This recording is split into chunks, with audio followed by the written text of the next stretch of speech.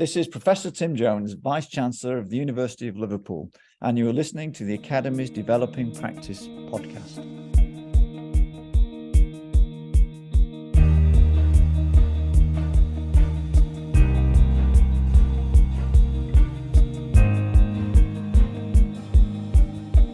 Hello and welcome to another episode of the Academy's Developing Practice podcast. In this episode, we chat with Tim about his recent start as the Vice Chancellor of the University of Liverpool and his thoughts about leading strategy development. We hope you enjoy.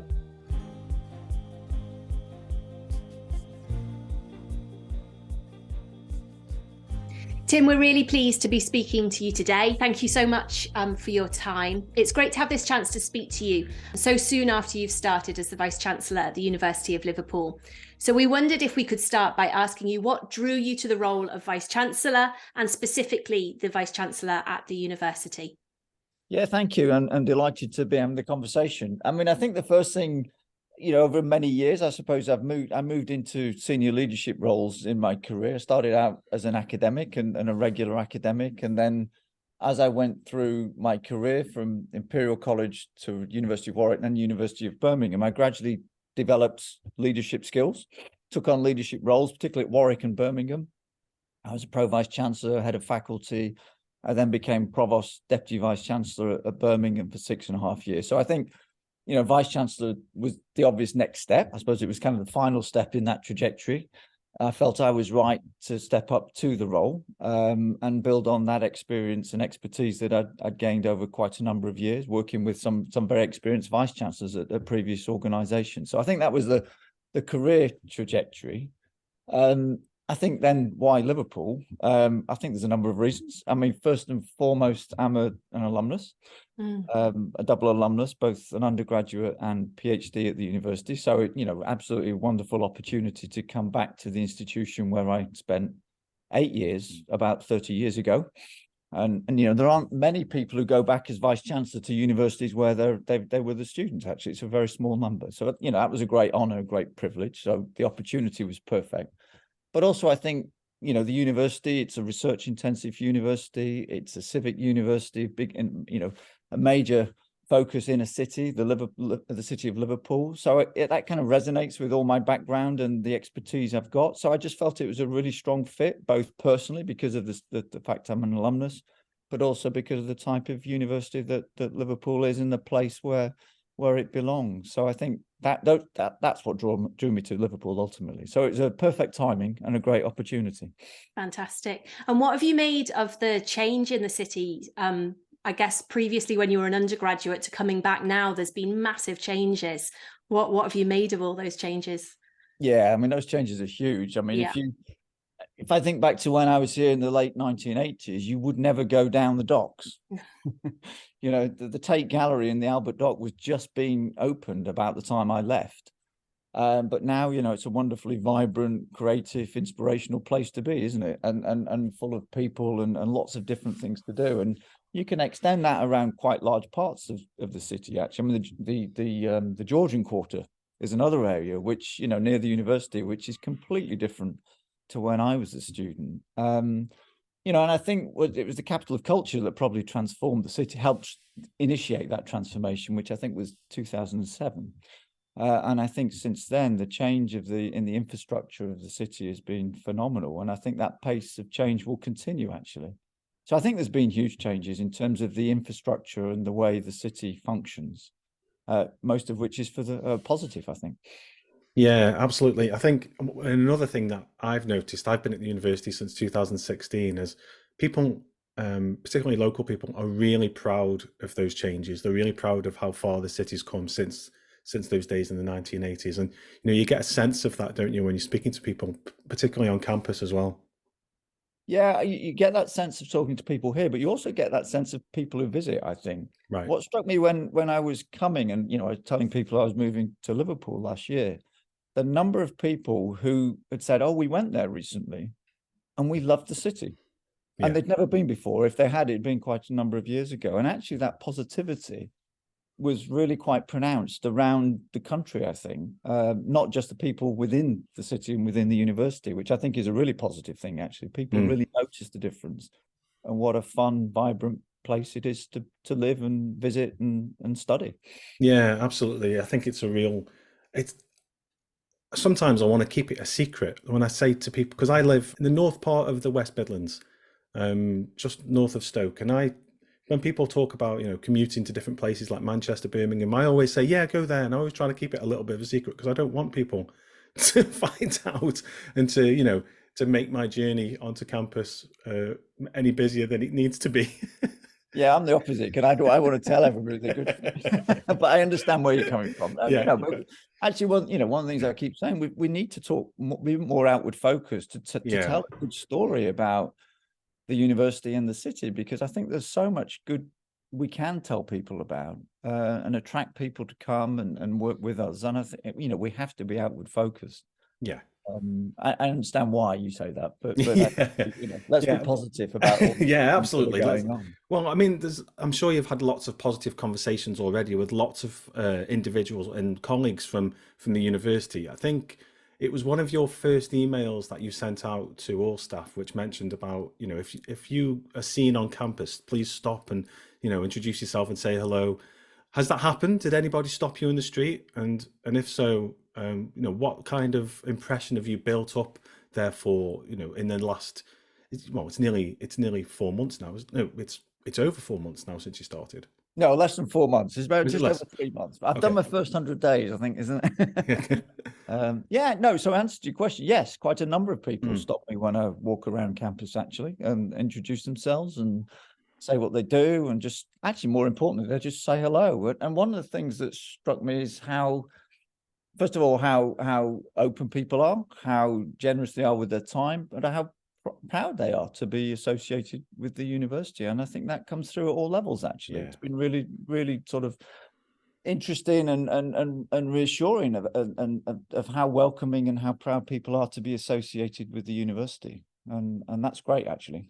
So very, very positive. People are really welcoming and friendly, I think. That's one of the things that strikes me most about being back in the last three and a half months.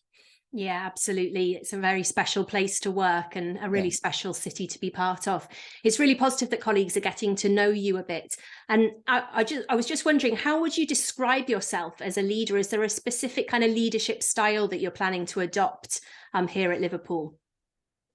Whether there's a specific style, I don't know. But I mean, hopefully there's some characteristic. I mean, I'm open, transparent, engaging. I mean, one of the things I said right at the beginning was that I would get around the university and holding a lot of meetings and visits around schools, departments, and I've fulfilled a lot of those, and they're not going to be one-offs. I intend those to be repeated certainly on an annual basis, and have quite informal get-togethers so I can listen and talk and engage with as many people as possible. Obviously, time's always going to be a limit, but I can do a lot of that. So I enjoy that, and I think it's the only way I can understand what makes the university tick. And I think it's important that people have an opportunity to talk to me and showcase what matters to them.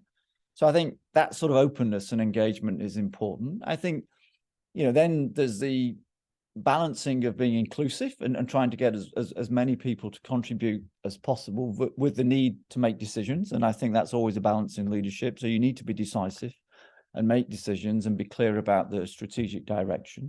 So balancing that engagement and inclusivity with the need to make decisions is going to be important. I mean, I think the final thing, I'm a great believer in empowering people. We're a very large, very complex organization, 7,000 staff, lots of different elements of the university. And leadership is not just about me, it's about the wider leadership of the organization and what goes on in different bits of the university. It's the leaders in those parts of the university that will really make things happen. And I've got to support them and empower them and I don't want to micromanage the organization. It's about empowering people in the organization to make decisions and do good things. So my job is to create that environment, I think. Yeah, I mean that really speaks to me in the sort of culture that I want to work in. So I'm sure you'll speak to many of the listeners as well. I mean, you've just mentioned there the complexity of the organization. I was shocked when I first joined about how complex it is. I honestly thought it would be very similar to my previous role in local government. And It's not it's not the same. It's far more complex. It's almost like having 200 mini businesses all centered around a central aim almost, but they've all kind of got their own maybe competing aims or cultures even.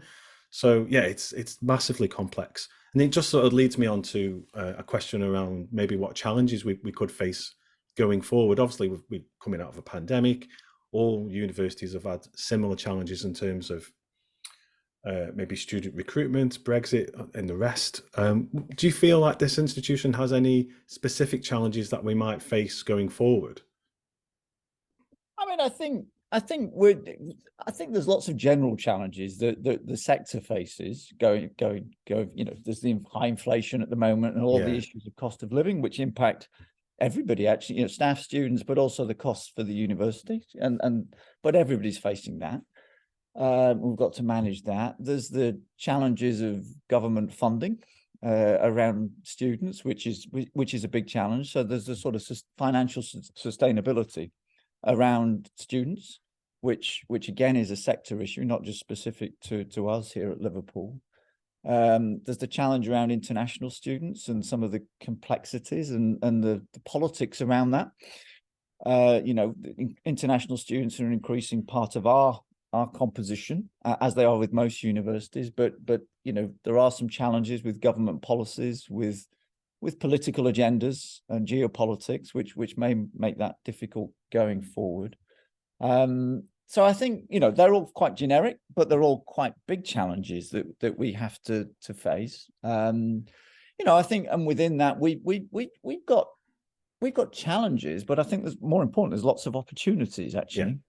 You know, we're a fantastic university. We've had a really good REF result last year, the Research Excellence Framework. So we need to build on that. We've got a great position within the city where we're highly regarded. A lot of that came from the work that was done during COVID, I think, where the university did some fantastic work working with city partners. So we can build on all of those positives. You know, there's a positivity in the city as well that we've just talked about. So I think I'm more interested in grabbing the opportunities so that we can mitigate the challenges that we inevitably face, will always face, and will face in the future, but use the strengths of the university and the opportunities to make sure we're in a strong position, actually. Yeah, I really like your take on that. It reminds me, I had a conversation with a colleague recently, and they were talking about how they've never seen so much building works happening on campus. You know, what a shame it is to have all this scaffolding up. And I was saying, well, you know, isn't that amazing that all this work is taking place and improving the campus site?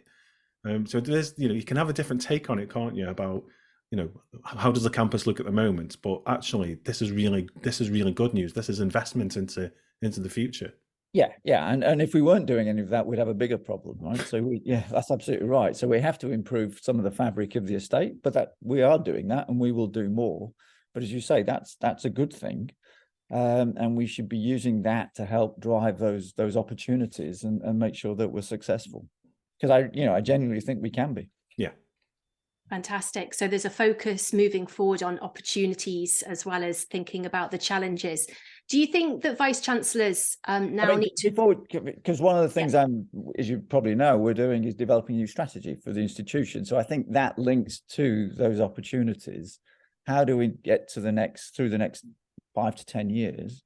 We've got the 150th anniversary in 2031, which is a really big landmark moment for the organization. And how do we position the university to take those opportunities and really fulfill, the potential that we've got? Fantastic. Just mentioned strategy. Some of the things I've been thinking about in terms of, where the university goes in the next, how many years is it till 2031? It's only 7. Oh, my maths has left me. 8 years. Yeah, it's not that long until we hit that milestone. Do you think there's a lot of talk around, can we make it into the top 100 worldwide?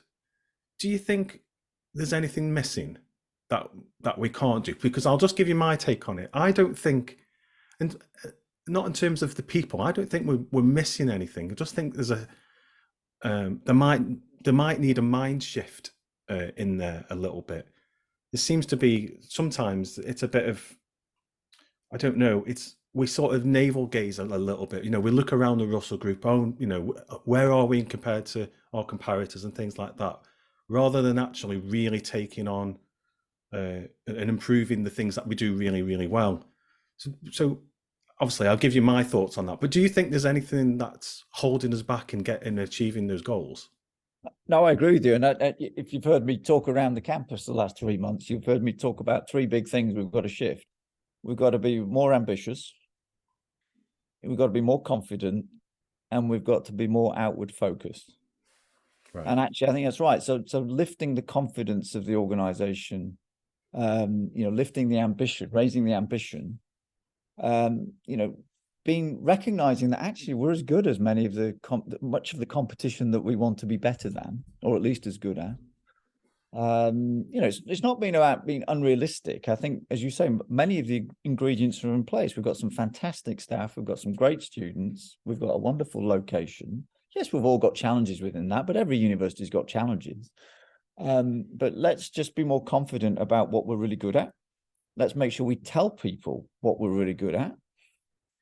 And not just tell people within the organization. Let's tell people outside the organization, not just in Liverpool, but more, in the national stage, but also importantly on the international stage as well. So I agree. I mean, that sounds quite straightforward. I mean, it's not easy to get to global top 100, but I do think we can get there. And I think, we do have the right ingredients, but confidence, ambition, and being outward focused, I think, are three really key ingredients. That's great. And I guess those three ingredients come from kind of looking at who we are and, where we've come from. And one of our key questions that we often ask our guests is, it comes from like part of the culture in the academy where we work at the university, is to ensure that we learn from what's happened before, from our mistakes and maybe our failures, so that we can build on that and learn from it and use it as an opportunity to grow and to change and to develop. Is there something that sticks out as a moment of failure from your career that you've learned from, that you really want to bring to Liverpool to achieve those three key goals? Yeah, I mean, whether it's a failure or whether I've managed a lot of quite complex projects in my sort of career, and it's often interesting to think what's worked best rather than what, so maybe not a failure, but perhaps didn't work as well. And I can think of I compared two projects I did at Birmingham. One was around something called the Birmingham Academic Career Framework, where we completely changed the academic career framework. It was a really successful project, very complicated, quite challenging potentially in parts, but actually we got everybody on board. We took about 3 years to do it. And I think everybody saw the benefits in doing it. And I think what we did a lot of was, it comes back to engagement. We had really good engagement, listened, modified, and took it forward in the right way. I think there was another project, which is always complex in universities, around central timetabling, which is never easy, which wasn't a failure, but I think we didn't do enough engagement early on. We didn't listen to some of the challenges, and actually worse than that, I think some of those issues were hidden from us, which is never a good thing. So you've got to be open about what the challenges are. And I think, so it took longer, it was a bit messy. And again, if we'd have put the ingredients in place early on in the process to make sure we had that right level of engagement and communication, then I think it would have been a smoother project, if that makes sense. So it comes down to that balance of the way you lead, the way you try to get people on board, but you have to listen, you have to adapt. You will never, you can't always please everybody, of course not as a leader, but you do need to make sure people have a voice and have that voice respected, because I think they respect you if you've listened, even if you don't necessarily agree with what they've said. And I think that's important. So hopefully that makes sense. So not a failure, but certainly, I think for me, it was an important lesson. Yeah, and that's clearly driven some of your agenda as you've arrived at the university. I mean, it's very clear for us on the ground, you're coming around the departments, you're sending out surveys, you want to hear from us. So yeah. That's obviously, driven some of the work that you're doing now. We noted from your biography that your current portfolio includes a range of strategic responsibilities, including work related to equality, diversity, and inclusion. And this has been a key priority for the university in recent years. and indeed is a focus for our podcast in particular. So I was just wondering if you could tell us some more about your work related to EDI. Yeah, I mean, I should say, I think Liverpool's doing a really good job actually, and I think there's a really good track record in EDI, particularly I would say in things like in gender, where you look at the balance of women, men in senior positions and so forth. I think that's really good, better than most universities of our type actually. So great credit. So actually, I did quite a lot of work in that at Birmingham and Warwick, where actually. Probably not quite as good as Liverpool, but actually we did make a lot of progress. And so one of the things I did at Birmingham was really push, trying to get more and more women into senior positions, particularly academic positions, which is where the challenge was. And that moved quite considerably. I think it went from about 20% to 30% during the period I was there. And the number of heads of schools and heads of departments increased significantly as well. So similar to what Liverpool had done, but perhaps not quite as far progress terms. So I think that's great. But equally, there's areas where I think we've got some more work to do. So there's around the race equality charter work, which we've still not made that application. I know we'll be making the application this year. But at Birmingham, I led that application actually, and that was successful. Right. But again, challenging, and actually it opened a lot of people's eyes, I think, to some of the issues that the institution has to face, and I think will be the same at Liverpool. So I think there's quite a lot of more work to be done there as well. So yeah, so I led a whole range of things actually in the EDI space, some of which I think were quite successful, some of which works in progress. I think EDI is work in progress generally within our organizations. And ultimately, what I'd like to see happen eventually is to be just embedded across the institution, because it comes back down to this sort of distributed leadership, really. It's all very well having EDI initiatives at the top, which are important, absolutely. But it will only be successful when it's embedded across all the decision-making that takes place across the institution, all the recruitment, all the promotions, etc. All of that has to be done with the right EDI lens and approach. And that's not something that I'm going to do. It's going to be what line managers do across the institution, both in the academic and the professional service world. So I think that will be success when we have it properly embedded. I don't think we're there yet, but I think there's a lot of progress has been made, and I hope we can make more progress going forward. I mean, I think the other thing that's come up and really interesting conversations around the strategy is how, we talk about EDI for all the right reasons, but actually we need to really turn it around in terms of the strength as well of what diversity brings to the university. And I think that's something we really need to push actually and celebrate. Yeah, I completely agree. It's I do a lot of work with the technicians as part of the technician commitment, and it's really pleasing when I did that submission back to the Science Council that our gender split across technical workforce is pretty much 50-50, which is not the same in many other research-intensive organisations. So we were really pleased with that. But I think you're right in terms of the other elements of EDI. I don't think our workforce quite represents the demographics in the city in terms of race and ethnicity. So that you're right, that work has to be embedded. It has to be, an EDI first approach into a lot of the things we do. So yeah, I completely agree with that. It's but again, I agree. I think we need to shout about our successes with that. Correct. We have made a lot of strides into that area. And I think people are rightly proud of that. Yeah. And again, as you say, we should celebrate and promote that. So, I mean, you've hinted on strategy a couple of times, and I'm not trying to tease out of you, what is the university strategy before it actually gets released or anything, but you've been in post for just about 3 months, as you've said, since you took up that post as Vice Chancellor. So I was just wondering, what can you tell us about what's coming for the rest of this year for the university? Obviously, I guess the strategy will be a big part of that. But what is that the work that you're most looking forward to? Well, I think it's a hugely important piece of work, because then that defines exactly how we're going to function and operate in the next few years. So whilst it's not the only thing I'm going to be doing in the next 6 months, I think trying to get that, well, forget the word try, but getting that completed by the end of September, because we've basically said that we'll take the framework to council for sign-off. So between now and then, there's going to be an awful lot of work, lots of discussions, consultations, engagements across the university and indeed outside the university, to make sure that we have a strategy that we think reflects where we want to be in 10 years' time, reflects that need to be ambitious, confident, outward-looking, and reflect something that people can be proud of, actually, and say, yeah, this is the university that I want us to be over the next 10 years while I work and study here. So I think that has to be, that is my priority, to make sure we've got that right and that people are comfortable and happy with it. Because if we haven't, then there's no framework to work from, because everything will then flow from that. All the decision making, prioritization, the capital plan, the digital plan, everything else has to flow from that, because that then it has to enable us to deliver the ambitions that we've got.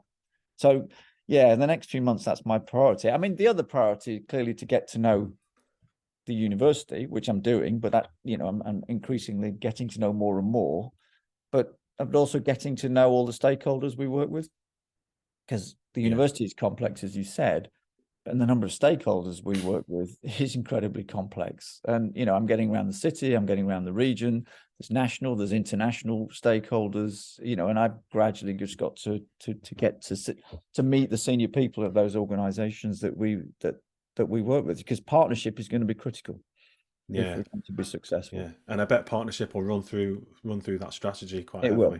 Yeah, absolutely. I mean, I think partnership will run through it. I think innovation has to run through it, because, if we look at the direction of travel for universities, that is going to be essential. Yeah, absolutely. It's something I'm looking forward to seeing, actually. I work in the organizational development team, so everything that I'll do in terms of developing people to achieve what they need to achieve to be the best that they can be will all be hung on that strategy. So it's a strange time, actually, because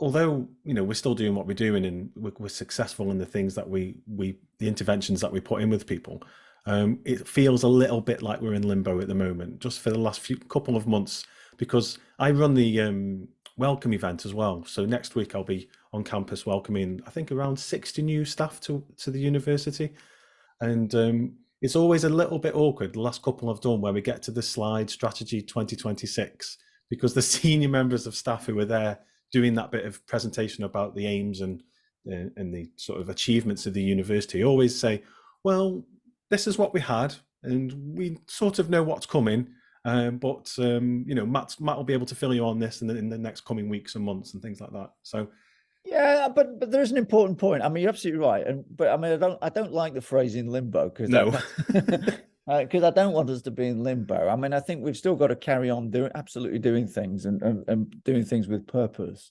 But also, we're not ripping up the old strategy. It's an evolution, and it will have some new priorities and some new directions. But a lot of the ingredients will be the same, but inevitably, we shouldn't be ripping it up. So I think it's the next stage in the development of the university.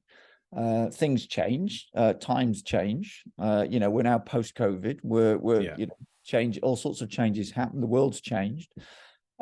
We have to evolve so that we adapt and take the opportunities that are available to us. But it's not ripping up the old strategy, but it is just refocusing, reprioritizing certain things and building on successes, actually. Well, that's really good to know, actually, because then next Tuesday, when I'm in that welcome event, I'll be talking about the evolution of strategy 2026 rather than sort of just like sort of brushing over that slide. So thanks for that. That's actually going to really help me. It's not absolutely. I don't want people to feel that they're treading water or something. Okay. We shouldn't be doing that. Thanks. Thank you, Tim. That conversation's been really interesting. This podcast is called the Developing Practice Podcast, and we like to finish each recording with 3 or 4 take-home tips that the listeners can further reflect on in terms of their own personal practice. So if you could leave us with a couple of tips or thoughts to reflect on, what would they be? Engaging with your colleagues. Don't underestimate how important it is, and you can't over-engage. You need to talk to people, you need to meet with people, you need to listen to people. That's really important at all levels of the organization. Don't hide. Don't do it all by email or whatever. I think it's really important to build those relationships and understand what's important to your colleagues. Delegate. Don't micromanage, otherwise you'll drown. You can't do everything, and as you go further up a leadership journey, that becomes even more important. So you have to be able to delegate things and trust people, because that's also how you're going to develop the next generation of leaders who will follow you. Be clear in thinking, be decisive. People who fall under your leadership are looking for decisions. They are looking for clarity. But make sure you understand why you've made those. You explain why you've made those decisions. So it comes down to communication. But people don't want to drift. They do need to know what the direction of travel is. So I think that's really important as well. And enjoy it. Because leadership, if you don't enjoy it, you shouldn't do it. It doesn't say that all elements of leadership will be enjoyed. Of course, there's lots of challenging, lots of difficult things, but particularly, universities are full of fantastic, intelligent, bright, vibrant, exciting people, whether they're staff or students. And we do such an array of amazing things. So if you can't enjoy being a leader of an organization or part of an organization like Liverpool University, then you're not doing the right job. Remember to enjoy it. It's a privilege.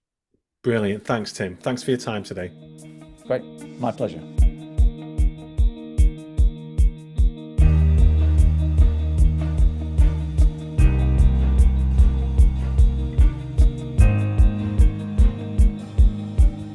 Well, I really enjoyed that conversation with Tim. Tim described some of the characteristics he hoped to engage as a leader of the university. These included being open, transparent, and engaging. He felt these characteristics were really important. He also talked about balancing his desire to be inclusive, particularly in terms of decision making, whilst at the same time being able to make clear decisions at the right time. Yeah, Tim also spoke about 3 things he wanted to shift as he employs these leadership characteristics and starts to take up the leadership of the university. Now, Tim's been around various departments of the university, so a lot of colleagues in Liverpool probably will have already heard this, but he's said in the podcast that he wants us to be more ambitious, more confident, and more outward focused, all with a view to becoming a global top 100 university. Well, if you'd like to take your thinking further, we've added some resources to the website on a specific podcast reading list, which you can access at liverpool.ac.uk/the-academy/podcast. We also love to hear what you think about each episode, so please do tweet us at LiveUniAcademy, and you can also find us at eLearnerMatt or at Alexandra_Owen on Twitter. And we're really grateful for those who have taken the time to either rate or review our show in your podcast provider's app. So if you haven't done so already, please do take the time to review our show, or even better, simply share the episode with friends and colleagues on your social media. Bye for now.